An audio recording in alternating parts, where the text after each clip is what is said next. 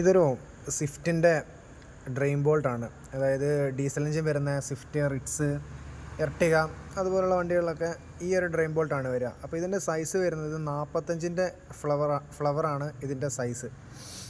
അപ്പോൾ ഇത് ഏതോ ഒരു ബിരുദൻ മുമ്പ് ഓയിൽ ചെയ്ത സമയത്ത് ഇത് വലിച്ച് ടൈറ്റാക്കിയതാണ്. അങ്ങനെ ടൈറ്റാക്കിയപ്പം ഇതിൻ്റെ ഉൾഭാഗം സ്ലിപ്പായി. അപ്പോൾ മൂപ്പര് ചിലപ്പോൾ ഇനി ഒരു കാരണവശാലും ഇത് ലീക്കാവരുതെന്നുള്ള രീതിയിൽ ചിലപ്പം ടൈറ്റ് ചെയ്ത് വിട്ടതാവാം, എന്തെങ്കിലും ആവട്ടെ. അപ്പോൾ ഞാനത് അയക്കാൻ നോക്കിയപ്പോൾ സ്ലിപ്പായിരുന്നു. എന്നിട്ടിപ്പം വെട്ടി അയച്ചെടുത്തതായത്.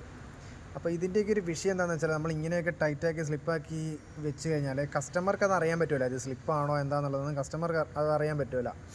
അപ്പോൾ ഇതിൻ്റെ വേറൊരു പ്രശ്നം എന്താണെന്ന് വെച്ചാൽ, ചില കസ്റ്റമറൊക്കെ അല്ലെങ്കിൽ ചില ആളുകൾ ഇപ്പോൾ ചിലപ്പോൾ ഫാമിലിയൊക്കെ ആയിട്ട് എവിടെയെങ്കിലും ലോങ് ട്രിപ്പൊക്കെ പോകുന്ന സമയത്തായിരിക്കും ഏതെങ്കിലും ഒരു വർക്ക്ഷോപ്പ് കാണുമ്പം എന്നാൽ ഒന്ന് ഓയിൽ ചേഞ്ച് ചെയ്ത് കളയാം, എന്നിട്ട് ഓയിൽ ചേഞ്ച് ചെയ്യാൻ വേണ്ടി കയറും. അപ്പോൾ അന്നേരം നമ്മളിത് അയക്കാൻ നോക്കുമ്പം ഇങ്ങനെ സ്ലിപ്പൊക്കെ ആണെന്നുണ്ടെങ്കിൽ ഇതിൻ്റെ മുകളിൽ കുറേ സമയം പോകും.